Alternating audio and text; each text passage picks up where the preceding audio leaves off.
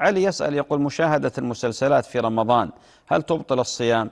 يا علي بارك الله فيك، بالنسبة للمسلم يكفيه تفريط طوال العام، ويكفيه تساهل، ويكفيه كذا، يأتي في رمضان أيضا فيضيع رمضان فرصة العمر.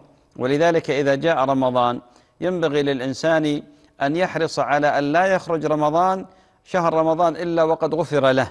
وينبغي للمسلم أن يتقي الله وأن يخاف الله وأن يجاهد نفسه. فرصة رمضان حقيقة أن الإنسان يجعل من رمضان انطلاقة للصلح مع الله عز وجل. اللي يشرب الدخان يترك الدخان، اللي يشرب الخمر يترك الخمر، اللي يتابع الأشياء المحرمة وأن يتركها وأن يندم على اقترافها والتلبس بها. هذا المؤمن كذلك ينبغي من خلال رمضان أن يتعاهد قيام الليل، يجعل من رمضان نقطة لقيام الليل. المؤمن في رمضان ينبغي له أن يتعاهد قراءة القرآن لأنه هجره طوال العام. المؤمن كذلك يصوم بعد رمضان، يصوم الست ويصوم الاثنين والخميس.